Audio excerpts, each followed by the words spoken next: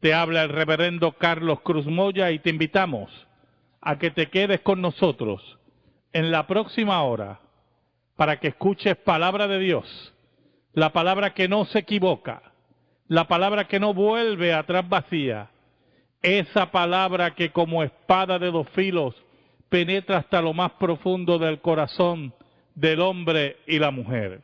Así que amigo y amiga que me escucha, busca tu Biblia, la palabra de Dios, la única regla de fe y conducta, la única brújula de la vida del creyente, la lámpara a nuestros pies, ese martillo que rompe la roca. Y buscamos Éxodo capítulo 20, versículos del 1 al 6. Éxodo 20, versículos del 1 al 6, el tema de hoy, el principio regulador en la adoración. Y dice así la palabra de Dios.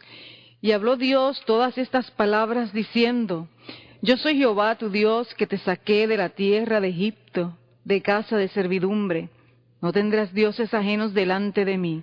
No te harás imagen ni ninguna semejanza de lo que esté arriba en el cielo, ni abajo en la tierra, ni en las aguas debajo de la tierra.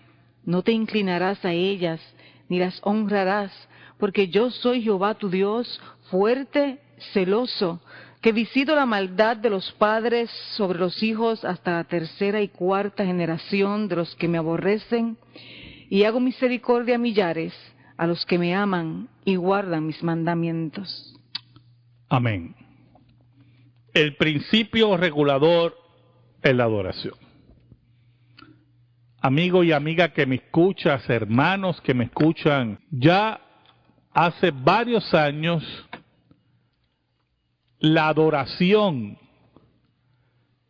en el mundo evangélico se ha ido tergiversando y se ha convertido en una total charada, un espectáculo digno de un circo, en el cual el centro de la misma no es el Dios verdadero, sino cómo satisfacer y cómo divertir a la audiencia que asiste a varios recintos que son llamados iglesias. Hemos visto que varios de esos recintos, algunos de ellos prenden como fogatas en el área de la predicación, como fuegos artificiales, como si estuvieran en un espectáculo de Broadway. Otros ponen payasos, otros ponen personas y jóvenes a gesticular sus cuerpos en una danza con algunos velos, los cuales no tienen ningún significado cultural, ninguna raíz histórica, sino basado en su imaginación y en sus locuras. Lo último que hemos oído, aparte de otros que hemos oído,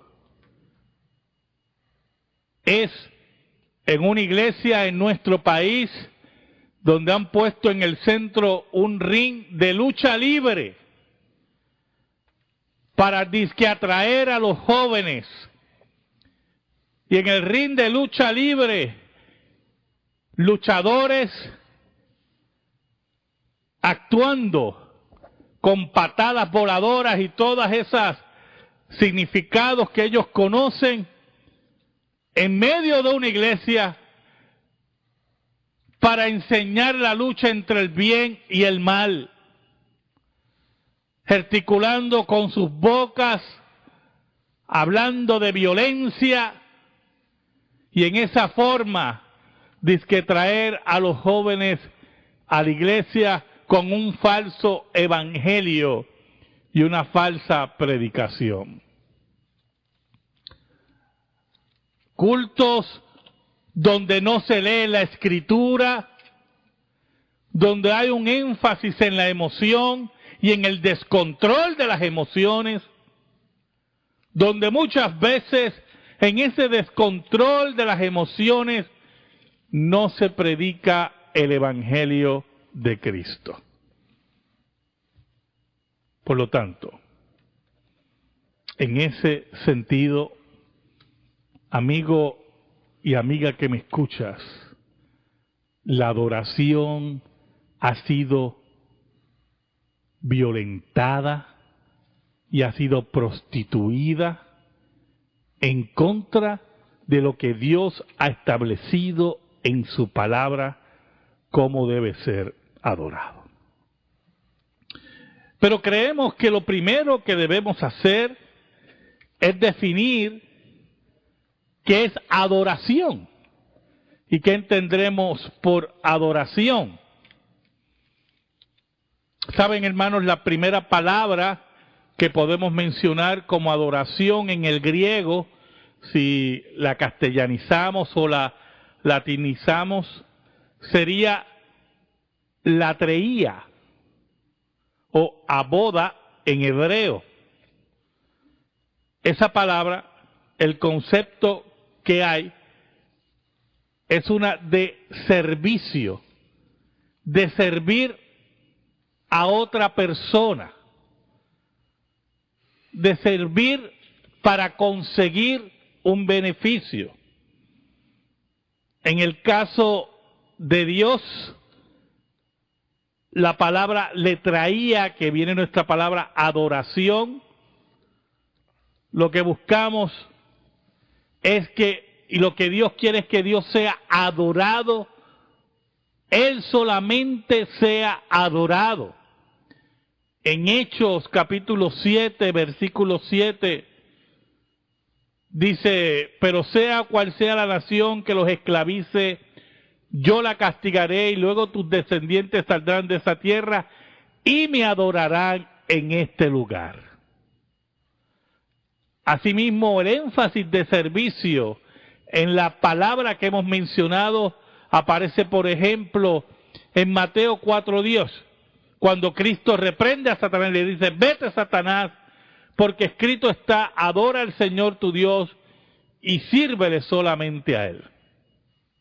En Apocalipsis 7:15 dice, por eso están delante del trono de Dios, día y noche le sirven en su templo, y el que está sentado en el trono les dará refugio en su santuario. En pocas palabras, la adoración que Dios exige, que Dios establece, es una adoración exclusiva a Él. Y es lo más importante en la vida del creyente. Por eso Pablo dice en Romanos 12:1, por consiguiente, hermanos, os ruego por la misericordia de Dios que presentéis vuestros cuerpos como sacrificio vivo y santo, aceptable a Dios, que es nuestro culto racional. En pocas palabras, que cuando Pablo nos dice culto racional, lo que nos quiere decir es que el verdadero culto en el nuevo pacto es la dedicación de los cuerpos como sacrificio, abarcando así la vida entera. No es solamente el interior, sino todo nuestro ser está rendido a Dios. La segunda palabra que tenemos es proskineo en el griego. Y quiere decir literalmente inclinarse, postrarse, doblar la rodilla, rendir homenaje, honrar a otro. Y es lo que Dios exige para Él. Por lo tanto, en la adoración honramos, en la oración proskinesis, oramos a uno superior a nosotros mismos y no uno a igual o inferior. A Dios le debemos un honor único, no compartido, exclusivo, cosa que se hace evidente en los pasajes como en el mandamiento que hemos leído, no tendrás otros dioses delante de mí. Por eso Cristo dice que nadie puede servir a dos señores. No se puede servir a Dios y a las riquezas. Toda nuestra adoración tiene que estar centrada en Dios. Pero en los cultos modernos, en los cultos llamados contemporáneos, lo importante es el ser humano. Cómo se siente el ser humano. Cómo divertimos a la iglesia. Cómo la mantenemos en un éxtasis continuo. Contrario a lo que vamos a ver a la luz de la Escritura, desde el Antiguo al Nuevo Testamento, donde Dios exige que Él sea adorado según sus pautas. Y esto es muy importante, hermano. Desde Génesis, Dios estableció las pautas cómo debía ser adorado. Y esto está muy unido, hermanos, al concepto de sola escritura de los reformadores. Muy unido. Porque la palabra de Dios toca todos los aspectos de la vida. Todos los aspectos de la iglesia. Aquí nosotros, en ningún momento podemos inventarnos formas de adorar. Formas creativas de adorar porque queremos que es lo correcto y Dios debe ser adorado así. O nos gustaría que el culto fuera de esta forma. Me acuerdo que en una ocasión yo estaba en una iglesia y una hermanita hablaba con unos líderes y decía que en el culto debía haber libertad y el que quería correr en el culto que corriera. Y el que quería gritar que gritara. Cuando Dios ha establecido cómo Él quiere ser adorado. Son los cultos paganos, los cultos a los dioses falsos. Esos son los que dan el libertinaje de crear formas de adoración según la imaginación y la pecaminosidad de los seres humanos. Pero Dios no permitió eso. Dios estableció una forma de la cual Él debía ser adorado. Sí, pastor, este tema es muy pertinente para la iglesia hoy en día. Es pertinente para la iglesia de todos los tiempos, pero hoy en día se ha proliferado el hecho de una visión demasiado amplia e inclusiva de lo que significa adorar a Dios. Y tenemos que entonces volver a la palabra de Dios para entender el principio regulador. Exacto. Y se basa en la idea, por un lado, de que Dios ha establecido los principios básicos de la adoración y solamente Dios puede regular eso. Y por el otro lado, también está basado en el hecho de que los hombres somos pecadores y nuestra naturaleza pecaminosa se deleita en hacer lo que corresponde a esa naturaleza pecaminosa. Exacto. En procurar hacer las cosas con la mejor intención, con el espíritu más sincero, pero a final de cuentas, la invención del hombre es pecado para Dios. Exacto. Y entonces tenemos que entender esa disyuntiva que existe ahí, y por eso el hombre tiene que atenerse, adherirse al principio regulador para que adoremos a Dios. Y en la palabra de Dios los ejemplos que vamos a traer son ejemplos que nos hacen muy claro qué significa esto. Y esto es muy importante, ¿verdad?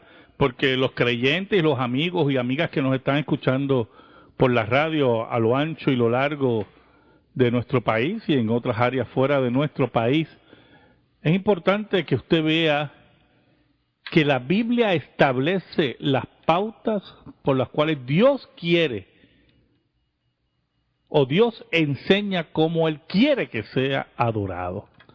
Nosotros no podemos crear formas de adoración porque nos parecen las correctas. Por eso Dios estableció en los mandamientos, en lo que hemos leído en esta noche, el primer versículo, la regulación cómo debía ser adorado. Los hombres no podían inventarse imágenes porque creían que era lo más bonito, no podían inventarse rituales contrarios a la Escritura, sino atenerse a la luz de la Escritura, a los principios reguladores de la adoración. Y por eso hoy en día usted va a diferentes iglesias y los cultos son un énfasis en las emociones, un énfasis en las distracciones prohibidas por Dios en la Escritura. Una total desorden en el culto.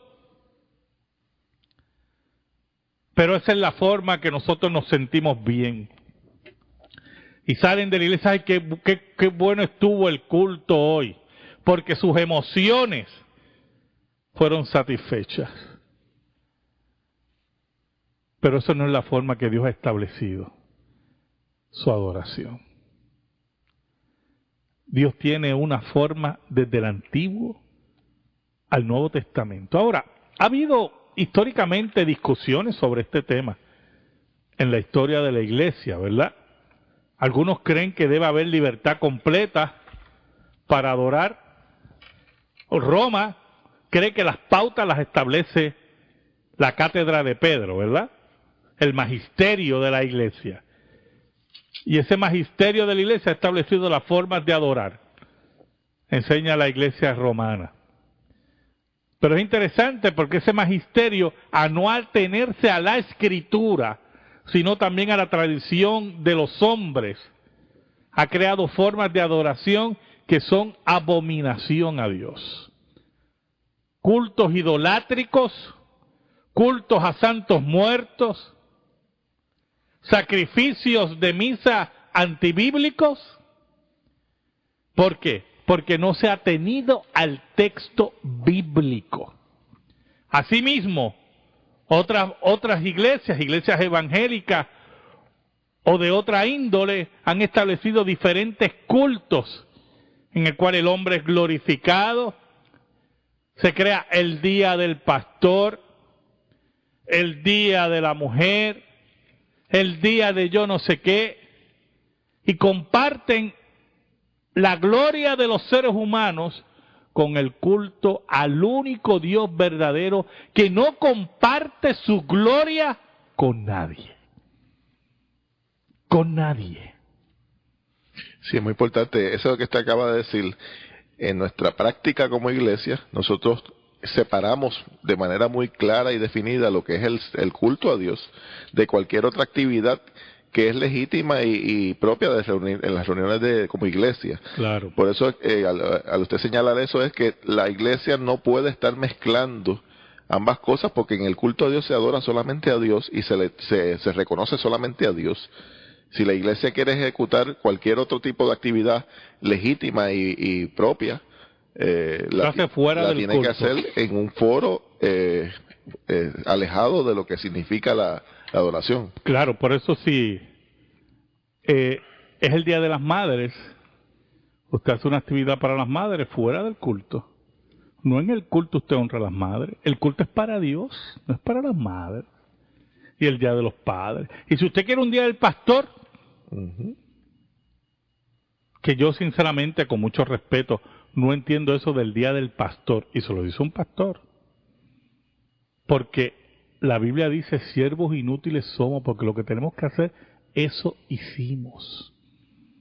Toda la gloria es para Dios. Y los dones que tenemos nosotros, y el que lo tenga, son dones de Dios. Pertenecen a Dios. Y vamos a ver en la Escritura, en estos estudios, cómo mire, hermanos, en el último día, cuando se den los galardones, ¿usted sabe lo que Dios va a premiar? Los dones que Él ha puesto en usted, o sea, los dones de Él. Por lo tanto, en el último análisis, Dios se va a premiar a Él mismo.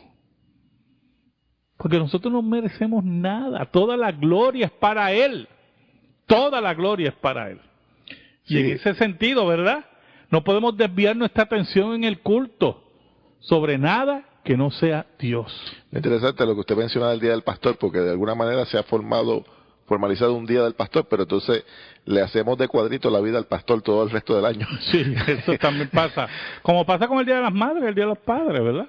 Aquí se cree en la Escritura. la palabra de Dios, y si Dios ha establecido las pautas por las cuales Él quiere ser adorado, usted no puede inventar otras pautas. Ese fue el pensamiento de Caín.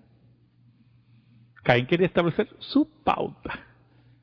Y Dios dijo, no, eso no es así. Pasamos a la sección de la pregunta bíblica. Tenemos dos preguntas en esta noche. Una de la hermana Olga Velázquez de Canóvana. Ella pregunta si Jesús comió luego de resucitar. ¿Qué tú crees, Jaime?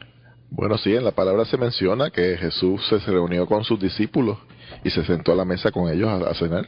Así mismo, en el camino de Maús. Y con los que iban camino de Maús. Y es importante ahí detallar el hecho de que Jesús estaba en cuerpo, un cuerpo glorificado. Exacto. Y eso nos da una clave de un poco, porque el cuerpo glorificado sigue siendo un misterio. Entender un poco lo que significa esto. Claro. Es un misterio glorioso, porque va a ser tremendo entender lo que eso va a ser en nuestra vida futura, en la eternidad. Claro, de ahí en adelante no sabemos más nada, porque la Biblia no lo indica, ¿verdad?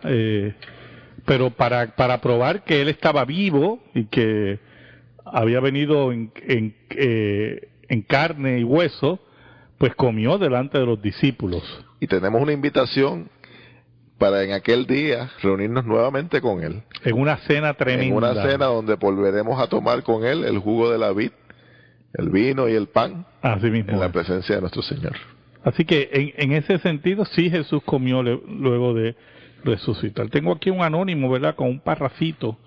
Dice, soy músico y es mi intención enseñar música gratuitamente a otros músicos en otras iglesias, pero en las iglesias a las que he ido me han rechazado. ¿Qué debo hacer? Pues hermano, debe orar y esperar en el Señor, ¿oyó? Esperar en el Señor. No me dice si usted pertenece a una iglesia en particular. Si no pertenece a una iglesia, lo primero que tiene que hacer es hacerse miembro de una iglesia, ¿oyó? Para que no tenga con mala costumbre no asistir a la congregación. Pero si es miembro de una iglesia, pues tiene que orar y esperar en el Señor, porque usted puede tener esa intención muy buena, pero tiene que esperar en el tiempo del Señor. El Señor le abrirá las puertas, ¿verdad? En algún otro lugar, pero tiene que esperar en Dios. Entonces, yo quiero contestar una pregunta que me llegó ahora y tengo que contestarla porque es muy importante, y perdona que te interrumpa, Jaime. Voy a mantener su nombre, ¿verdad?, en el anonimato, pero pido oración por fortaleza y trabajo para su hijo y por salud, ya que está un poco deprimida esta hermana, y dice que no busca ayuda médica porque ha escuchado programas que le dicen que ir al médico es falta de fe. Eso es mentira, ¿oyó? Mentira.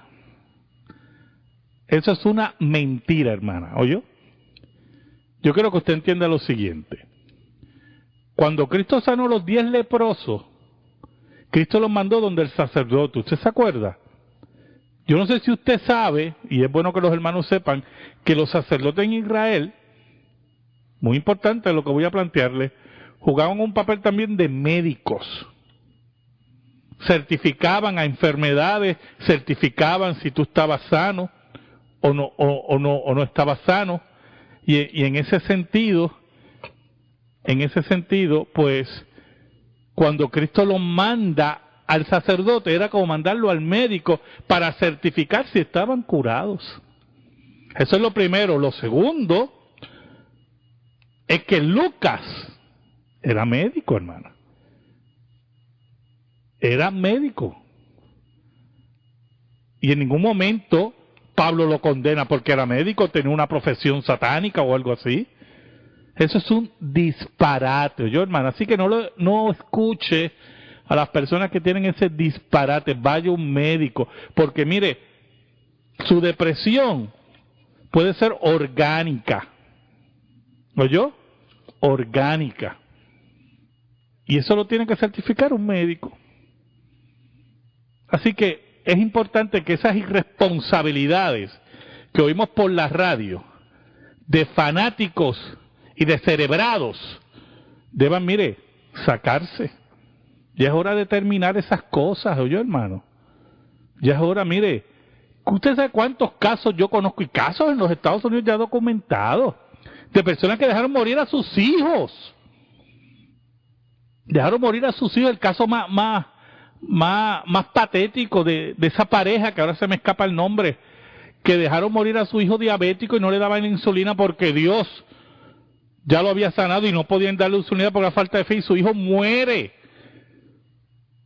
Y fueron llevados presos, encarcelados, porque es una irresponsabilidad, y después ellos se dieron cuenta en su madurez cristiana lo que habían hecho años después y escribieron hasta un libro. Hermano, tenemos que tener cuidado. Tenemos que tener cuidado. Mire, le voy a decir más. Es importante que usted vea que la medicina Dios la ha puesto como parte de sus bendiciones. Y es muy importante, hermano, que nosotros utilicemos eso en forma prudente. Pero decir que usted va a un médico por alguna condición, no solamente esta, cualquiera, es falta de fe, es una irresponsabilidad. Y sí, eso se basa también en una premisa que no es bíblica, y es la premisa de que Dios tiene la intención de sanar a todos. Y la Biblia nunca enseña que Dios tiene la intención de sanar a todos, porque en la palabra de Dios se hace claro que a medida que fueron pasando la época apostólica, mientras más pasaba el tiempo, menos se notaba el hecho de milagros que tenían que ver con sanidad.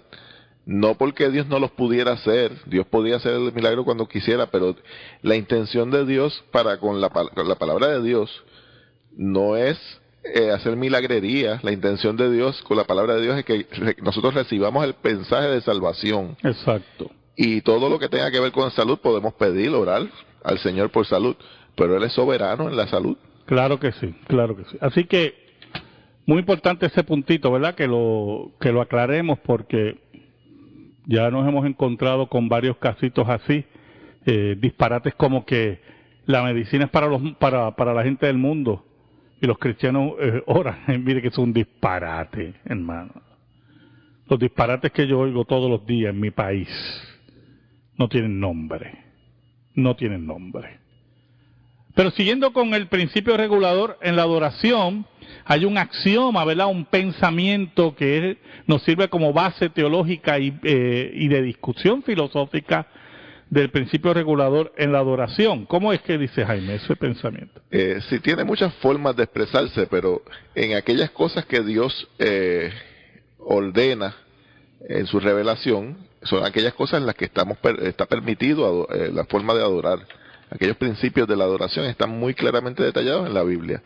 En aquellas cosas que no están detalladas, nosotros debemos dejarlo a un lado, porque Dios no solamente enseña unas cosas claras, sino que hay una prohibición explícita de no añadir a la adoración. Implícita de no añadir a la adoración. Exacto. Y por tal razón, entonces, Dios prohíbe y aún abomina la adoración que no está regulada por Él, porque cuando vamos a ver los ejemplos, las formas como Dios resolvió esto en el Antiguo Testamento fueron terribles. O sea, les da una señal muy clara de la seriedad que Dios le da a este tipo de asuntos. Sí, y es importante, ¿verdad? Porque cuando añadimos a esa adoración, y vamos a poner una oración más clara, o sea, lo que Dios no manda en la adoración no debe ser incluido. O sea, que usted no puede estar poniendo, para traer gente a la iglesia, acróbatas en el culto. Yo voy a poner 5 acróbatas en el altar, ¿verdad? Pues voy a poner un ring de lucha libre, ese disparate y esa abominación a Dios para traer gente a la iglesia. Eso es abominación a Dios, ¿oyó? Eso es fuego extraño. Y es importante que pongamos eso en perspectiva, ¿verdad? Y el primer caso, y vamos a empezar con el Antiguo Testamento, es el caso de Caín. Sí, en la historia de Caín y Abel, vemos como en Génesis 3, versículo 21, se nos deja ver muy claramente que primeramente vemos en la palabra de Dios, en Génesis 4, cómo Caín recibió o fue rechazado su adoración por parte de Dios, porque la forma como él adoró no fue agradable a Dios. Exacto. Y la forma como Abel adoró sí fue agradable a Dios. Y se deja ver claramente de que Caín y Abel ambos tenían el conocimiento de eso, de lo que nosotros ahora conocemos con los primeros 3 capítulos del Génesis. Claro, porque recuerda que estamos hablando de familias patriarcales, en la cual el padre servía como sacerdote, en este caso era Adán, ¿verdad? Y era el que transmitía la enseñanza bíblica. Y es interesante que cuando Dios comienza a lidiar con el asunto de Adán y Eva, dice: Jehová Dios hizo al hombre y a su mujer túnicas de pieles y los vistió. Muy bien. Eso implicaba que Dios había matado animales, porque Dios no se inventó las pieles de la nada. Dios mató unos animales y le puso como solución, la solución bíblica no eran las hojas de parra, que era la solución de Adán y Eva. Claro, que era la forma de ellos cubrirse de pecado, ¿verdad? Pero la solución bíblica fue dada por Dios en un sacrificio, y de esa manera era implícito para Abel, ya sea porque Dios se lo hubiera revelado de una manera más explícita a ellos, que era implícito, ¿verdad? Que la solución estaba dada en la muerte el sacrificio de un animal.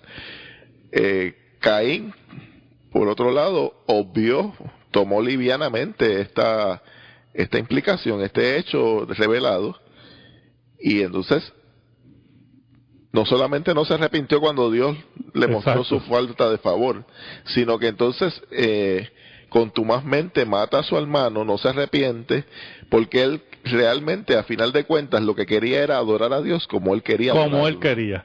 Buscamos Génesis, capítulo 4, versículos del 1 al 8. Génesis capítulo 4, versículos del 1 al 8. Dice así la palabra de Dios. Conoció Adán a su mujer Eva, la cual concibió y dio a luz a Caín, y dijo: por voluntad de Jehová he adquirido varón. Después dio a luz a su hermano Abel, y Abel fue pastor de ovejas, y Caín fue labrador de la tierra. Y aconteció andando el tiempo que Caín trajo del fruto de la tierra una ofrenda a Jehová. Y Abel trajo también de los primogénitos de sus ovejas, de lo más gordo de ellas. Y miró Jehová con agrado a Abel y a su ofrenda, pero no miró con agrado a Caín y a la ofrenda suya. Y se ensañó Caín en gran manera y decayó su semblante. Entonces Jehová dijo a Caín: ¿por qué te has ensañado y por qué ha decaído tu semblante?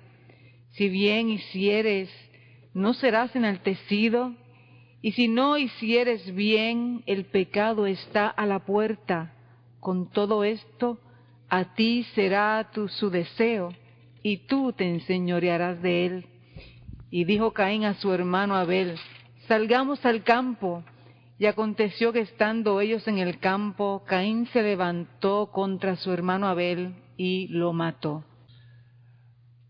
Pero definitivamente, hermanos, la Biblia establece lo que se llama el principio regulador en la adoración. La Biblia establece cómo Dios quiere ser adorado. Y los hombres no están llamados a inventar formas de adoración. En ese sentido, si creemos que la Biblia es la única regla de fe y conducta, tiene que decirnos las formas de adorar. Hoy en día, cada cual quiere crear un nuevo espectáculo en su iglesia, según él cree que es lo correcto en la adoración, pero más bien va dirigido a satisfacer los deseos de los que ellos consideran sus visitantes, buscando la forma de ganar adeptos a su iglesia para engrosar unos números, no importando si la adoración, si podemos llamar eso adoración, es la que Dios ha mandado. Hermanos, desde el Génesis, Dios ha establecido cómo debe ser adorado. el relato de Caín y Abel, que ha sido el relato que hemos leído en esta noche como base escritural, vemos cómo Abel se acerca a Dios con un sacrificio. Abel era ovejero, mientras Caín era agricultor. Y Abel se acerca a Dios con un sacrificio de animal, dando a entender que ya había sido enseñado por sus padres, en este caso Adán y Eva, que fueron expulsados del jardín del Edén, que al ser ellos cubiertos de pieles por parte de Dios, era la forma que Dios había establecido como modelo de adoración. Y así fue enseñado Caín y Abel. Pero Caín quería adorar a Dios como él quería y no como Dios había establecido. Por eso la Biblia dice que Dios vio con agrado la ofrenda de Abel y se desagradó por la ofrenda de Caín. Y es interesante ver cómo Caín, siendo rechazada su ofrenda por Dios, en vez de humillarse como Dios se lo dijo, todo lo contrario, se rebeló contra Dios y se rebeló contra su hermano. Una manifestación de odio a Dios. Y se rebeló contra su hermano matándolo. Y no queriendo obedecer a Dios. Sí, pastor, y lo que vemos en este proceso de la Escritura nos revela muchas veces, o sea, si nos sentamos a evaluar los intríngulis de qué está pasando en medio de esa situación, hay muchas cosas que se pueden deducir del texto. Una que se puede deducir es que Caín tenía un conocimiento revelado que había llegado a él a través de sus padres. Caín tenía también en eso la imagen de que un sacrificio de un cordero puro ante el Señor era su única esperanza de ser aceptado ante Dios, porque era la muerte, la sangre era la única forma de liberar delante de Dios el castigo de muerte que había, claro, para los que pecaren. Claro. Y en ese sentido, ¿verdad? Abel seguía la enseñanza de su padre, de su núcleo familiar, y usted lo ve en todo Génesis, como los sacrificios de animales era la forma de adoración. Era un tipo de lo, ¿verdad?, que había de venir, que era, claro, Jesucristo finalmente. En los círculos patriarcales, Noé, Job, Abraham, pero no. Caín quería imponer su forma de adorar. Y aún ante la perspectiva de que Dios se desagradó de su ofrenda, tenía una alternativa. Y era, como dicen en la calle hoy en día, ponerse para su número, adorar a Dios como correspondía. Claro, arrepentirse y adorar a Dios como corresponde. Y finalmente no estuvo dispuesto a limitarse a una forma de adoración que tenía la aprobación divina. Así que ahí está el pecado de Caín. Ahora, si buscamos Hebreos, capítulo 11, versículo 4, tenemos nuevamente una perspectiva del Nuevo Testamento de ese pecado de Caín. Por la fe Abel ofreció a Dios más excelente sacrificio que Caín, por lo cual alcanzó testimonio de que era justo, dando Dios testimonio de sus ofrendas, y muerto aún habla por ella. Mire qué interesante, Dios dando testimonio de su ofrenda. Mire cómo dice, la fe de Abel en lo que le habían enseñado en su hogar, en la enseñanza patriarcal, hizo que su ofrenda fuera acepta. Perdón, a diferencia de Caín, que su ofrenda era según el deseo de él. Y el autor de Hebreos nos dice, ¿verdad?, que la fe de Abel era más excelente, porque era la fe en lo que se le había enseñado en relación a esa ofrenda.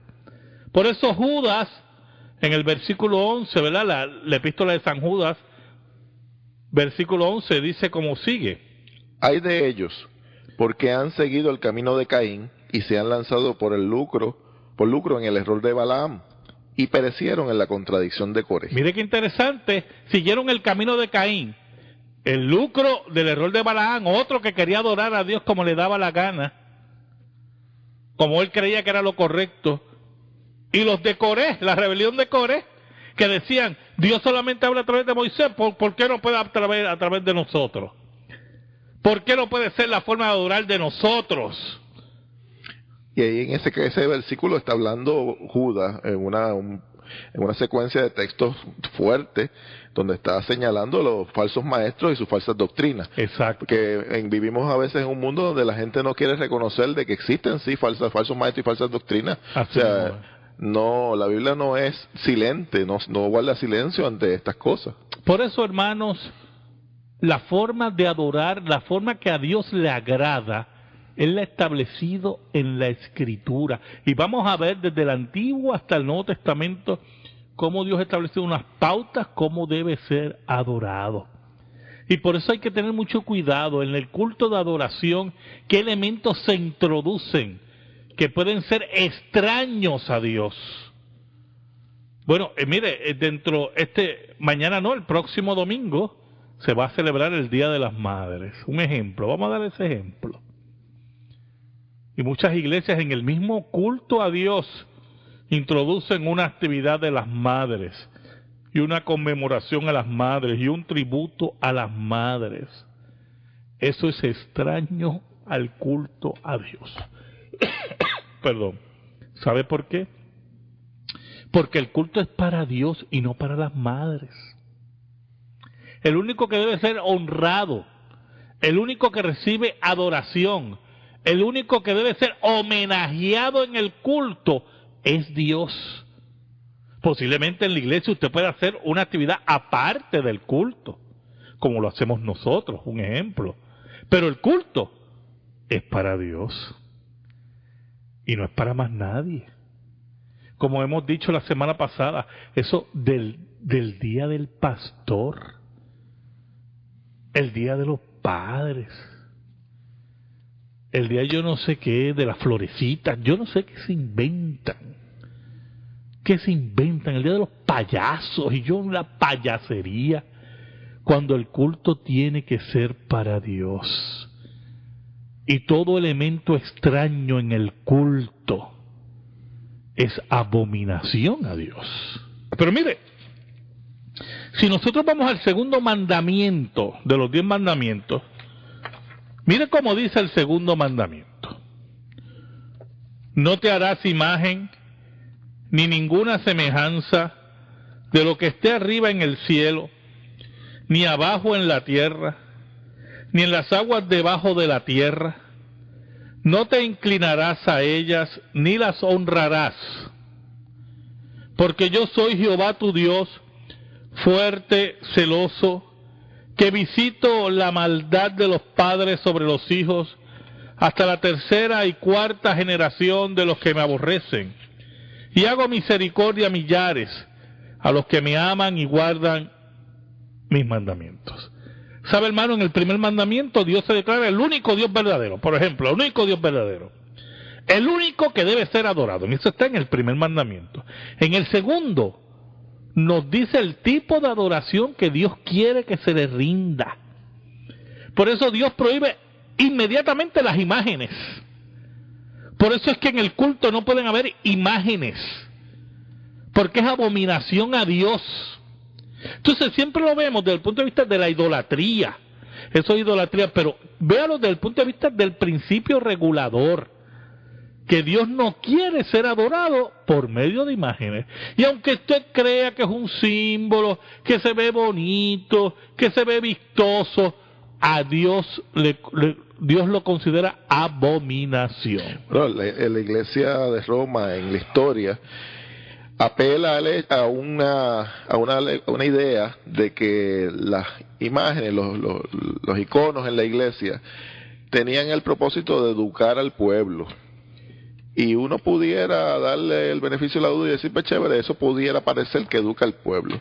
Lo que pasa es que termina las imágenes convirtiéndose en el punto de adoración. Exacto. Y una especie de punto de contacto con Dios y cosas así, que finalmente termina siendo una idea ficticia de lo que debe ser la adoración. Exacto. Y entonces ahí vamos, muy importante que entendamos que la palabra de Dios ocupa un lugar primordial en la adoración, al punto de que todo lo que sustituye a la palabra de Dios finalmente se convierte en una imagen. Y es una idolatría. Y es idolatría. Por eso es que Dios rechazaba, hermano, Dios rechazaba el culto de imágenes. Y Roma, que no cree en el principio regulador, sino enseñanza de cátedra de Pedro, estableció que ese culto era aceptable, porque no creen la única regla de fe y conducta, que es la palabra de Dios. Y creó otro culto, el culto a las imágenes, ese culto que es abominación a Dios. Pero véalo desde el punto de vista del principio regulador. Dios no quiere ser adorado por medio de imágenes. Y eso implica también que todas las imaginaciones que tengamos de cómo podemos adorar a Dios de una manera que nos imaginemos, ajá, pues termina siendo una imagen. Exacto, y termina siendo un culto falso. Por eso, si usted ve una iglesia que 4 caballeros llevan en sus hombros una reproducción del Arca del Pacto, sombras de lo que había de venir, por cierto, sombras. Mire, eso es otra forma de adoración falsa, porque Dios no ha mandado en ningún momento que tengamos un Arca del Pacto brincando y saltando en todo el culto. Todo eso eran sombras de lo que había de venir. Y yo quiero, ¿verdad?, por lo menos decirle a ustedes, que es nuestra opinión acá, olvídense del Arca del Pacto. Y vamos a hablar hablando de la verdadera, eso ya no existe. Esas leyendas urbanas que oímos por ahí, de gente excavando, buscando arcas del pacto, mire, eso ya no existe. Y la Biblia enseña que Dios quitó su gloria del Arca del Pacto. Exacto. Y eso no podemos negarlo, o sea, porque por ejemplo las imágenes esas de Indiana Jones, donde exacto, descubrían el Arca del Pacto y aparecía la gloria de Dios allí, eso es como si la gente pudiera tener encerrado a Dios porque allí en el Arca del Pacto tenía que estar amarrado Dios. Exacto. Y no es así, la gloria de Dios se separó del Arca del Pacto porque Israel pecó contra Dios y Dios de esa manera mostró su forma de desagrado ante Israel. Pero mire, vamos a profundizar aún más. Vamos a ver este tercer caso. La construcción del tabernáculo en el tiempo de Moisés. La construcción del tabernáculo, hermano. Si usted estudia eso, la Biblia es clara, Éxodo 25, ¿verdad? Que vemos ahí la construcción del tabernáculo. ¿Y cómo dice Éxodo 25, versículo 40? Mira y hazlos conforme al modelo que te ha sido mostrado en el monte. Mire qué interesante. Moisés tenía que hacer el tabernáculo según el modelo que él había visto, no como él se imaginara. No le dejó espacio a la imaginación. No había espacio a la imaginación, mirarlo así bien bonito. Ay, mira, vamos a ponerle esto aquí porque yo sé que el Señor le va a agradar. Usted no tiene autorización. Y Moisés no tenía esa autorización para hacerlo, ¿verdad? No era el tabernáculo, como dice un autor, un impulso natural, creativo y artístico de las personas, ¿verdad? Dios había tomado unas personas para crear el tabernáculo. Pero esas personas, hermanos, que Dios había señalado para eso, mire cómo dice Éxodo 31, versículos del 2 al 11. Muy importante, mire cómo dice Éxodo 31, versículos del 2 al 11. Muy interesante. En Éxodo 31 nos menciona, y habló Jehová a Moisés diciendo, mira que yo ya he llamado por nombre a Besael, hijo de Uri, hijo de Ur, de la tribu de Judá, y lo he llenado del Espíritu de Dios en sabiduría e inteligencia, en ciencia y en todo arte, para inventar diseños para trabajar en oro, en plata y en bronce, y en artificio de piedras para engastarlas, y en artificio de madera para trabajar toda clase de labor. Y he aquí que yo he puesto con él a Oliab, hijo de Ahisamac, de la tribu de Dan, y he puesto sabiduría en el ánimo de todo sabio de corazón, para que hagan todo lo que te he mandado. El tabernáculo de reunión, el arca de testimonio, el propiciatorio que está sobre ella, y todos los utensilios del tabernáculo, la mesa y sus utensilios, y el candelero limpio, y todos los utensilios del altar del incienso, el altar del holocausto, y todos los utensilios, la fuente y su base, los vestidos del servicio, las vestiduras santas para Aarón, el sacerdote, las vestiduras de sus hijos para que ejerzan sacerdocio, el aceite de la unción y el incienso aromático para el santuario. Harán conforme a todo lo que te he mandado. Mira qué interesante, según lo que él había mandado. Y Dios le puso dones a estos hombres para que pudieran hacer eso, pero era según lo que Dios había establecido, según lo que Dios había mandado. Y esa era la forma que tenían que adorar, y esa era la forma que tenían que construir el tabernáculo. No como ellos le dieran la gana, ¿verdad? No como ellos inventaran, sino los parámetros que Dios había establecido.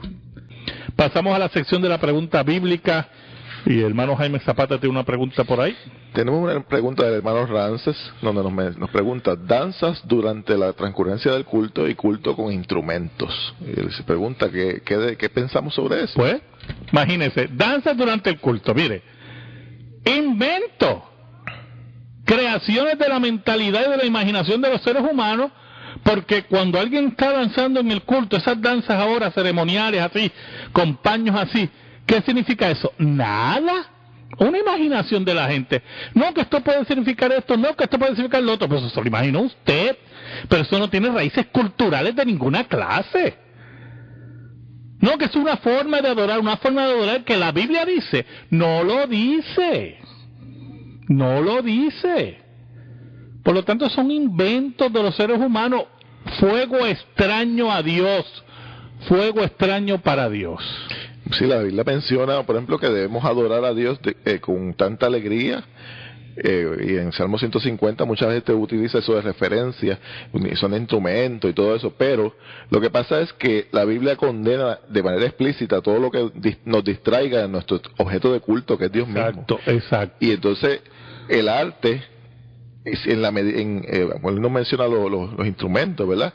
El arte debe también subordinarse a la verdad revelada. Claro que sí. Y entonces, yo me recuerdo desde el principio de mi vida cristiana, hace muchos años, a mí los himnos no me distraían, a mí los himnos me llevaban directamente a pensar las cosas de Dios porque tenían la verdad revelada. Y cuando yo oía los himnos, que eran arte, lo que me llenaba no era el arte, lo que me llenaba era la verdad revelada que había detrás de ellos, que me hacía confiar en Dios y tener esperanza y poner mi fe en Él y amarle. Hermano, siga eso como regla de dedo, como se dice, ¿verdad?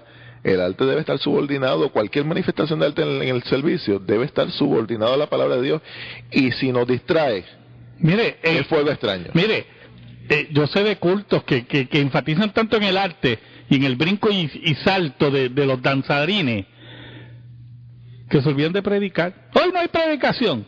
Mentiras del infierno. ¿Oyó? Mentiras del infierno. Lo central en la adoración es la proclamación del Evangelio. Del Evangelio. Porque la palabra es Dios mismo. Eso es el mensaje de la Escritura cuando dice que en el principio era el verbo. Dios mismo es la palabra. Exacto. Dios está en la palabra. Y por eso hay que tener cuidado con esos de inventos de adoración, hermano. Inventos de adoración. Totales. Pero mire, siguiendo lo que estábamos discutiendo, ¿verdad? Según la Escritura, no solamente el tabernáculo Dios mandó que se hiciera según los preceptos que Él había puesto, sino, mire, el gran templo de Salomón también fue como Dios había dicho. Si leemos Primera de Crónicas, capítulo 28, versículo 11, mire cómo dice. Y David dio a Salomón, su hijo, el plano del pórtico del templo y sus casas, sus tesorerías, sus aposentos, sus cámaras y la casa del propiciatorio. Mire qué interesante, David le entrega el plano a su hijo Salomón, cómo sería el templo. Entonces cualquiera que no lee la Biblia bien diría, pero mira, David creó esto. No, hermano, si usted lee el versículo 19, mire cómo dice el versículo 19. Todas estas cosas, dijo David, me fueron trazadas por la mano de Jehová, que me hizo entender todas las obras del diseño. Por la mano de Dios fueron trazadas. Aún la construcción y la forma de adorar en el templo fueron establecidas por Dios. Dios no debe ser adorado de ninguna otra manera que la que Él ha mandado. La que Él ha mandado en su palabra. Por eso Calvino dijo en una ocasión: no ignoro lo difícil que es convencer al mundo que Dios rechaza e incluso abomina todo lo relacionado con su adoración que es elaborado por la razón humana. Pero la verdad es que no hay nada más peligroso para nuestra salvación que una adoración a Dios absurda y perversa. Cánticos en las iglesias, yo me acuerdo hace como un año estaba viendo la televisión y en un sitio que le llaman iglesia cantaban, no sé si llamarlo corito o himno, ¿verdad? Y la gente estaba haciendo un trencito en la iglesia. Iban para aquí a la derecha, iban para la izquierda y bajaban y subían. Miren, hermano, esa diversión de Disneylandia no corresponde a la adoración. Eso es abominación a Dios. Esa es la forma de buscar, mire, todo el tiempo divertir a la gente y no adorar al Dios verdadero. Y pastor, no estamos cuestionando las buenas intenciones de esa gente, no estamos cuestionando, ese no es el problema aquí. No estamos cuestionando sus buenos deseos. Lo que estamos cuestionando es que la palabra de Dios no enseña eso y que donde quiera que hay algo que Dios no enseñó en la palabra, nosotros no lo debemos colocar en la adoración porque eso es fuego extraño al Señor. Pero mire, vamos a ver otros versículos, ¿verdad? Otra palabra en Levítico 10, la famosa historia de Nadab y Abiú, hijos de Aarón. Mire qué interesante, ¿verdad? Muy interesante sobre eso. Mire cómo dice Levítico 10, versículos del 1 al 2. Nadab y Abiú, hijos de Aarón, tomaron cada uno su incensario y pusieron en ellos fuego, sobre el cual pusieron incienso y ofrecieron delante de Jehová fuego extraño que él nunca les mandó. Y salió fuego de delante de Jehová y los quemó y murieron delante de Jehová. Mire qué interesante, ahí entra lo que dijo el hermano Jaime. Mire, nadie duda de las buenas intenciones de los hijos de Aarón. Posiblemente ellos creían que estaban haciendo lo correcto, pero Dios había mandado una forma de adorar y ellos querían violentar esa forma de adorar según sus deseos, ¿verdad? Y en vez de asegurarse lo que Dios había mandado, ellos establecieron la forma que ellos creían que debe ser adorado, y era fuego extraño a Dios. Y la consecuencia fue su muerte, en este caso, ¿verdad? En el antiguo pacto. Pero mire, ¿qué diremos de la rebelión de Coré? La famosa rebelión de Coré. ¿Qué pasó? Coré y sus allegados no querían obedecer a Dios. Y en ese sentido, ¿por qué? Porque ellos decían, Dios no solamente habla a través de Moisés. Jaime. Bueno, dice en Números 16, versículos 28 al 30, nos dice: y dijo Moisés, en esto conoceréis que Jehová me ha enviado para que hiciese todas estas cosas, y que no las hice por mi propia voluntad. Si como mueren todos los hombres, murieren estos, y si ellos al ser visitados siguen la suerte de los hombres, de todos los hombres, Jehová no me envió. Ahí lo que está básicamente mencionando a Moisés, diciendo que él puso una prueba al pueblo de cómo Dios iba a separar la diferencia, ¿verdad? De quién estaba con Dios y a quién Dios no favorecía. Exacto. Pero anteriormente a eso, lo vemos a Coré, que se cuestiona, ¿verdad? La realidad de que si Dios hablaba solamente a través de Moisés, claro, o si él podía también hablar a través de de Dios. Porque no, la forma de adorar y la forma que Dios hablaba no era solamente a través de Moisés, también a través de mí. Y él quería imponer su forma. ¿Y qué Dios hizo con ellos? Mire, se abrió la tierra. Se abrió la tierra porque ellos venían con formas de adorar. Mire, y eso lo vamos a ver con más detalle, la rebelión de Coré, la semana que viene. Y tenemos aquí otras preguntitas que nos han hecho, ¿verdad? Sobre las pantomimas y las danzas, aunque ya contestamos los de las danzas, ¿verdad? Así, pero es muy importante que veamos lo que dice la Escritura, hermano. la palabra de Dios y dejarnos de estar inventando cultos paganos en la congregación y buscando distraer a la gente cuando nuestra atención tiene que estar dada en Dios. Amigo y amiga que me escuchan, muchas gracias. Dios te bendiga en esta noche. Amén y amén.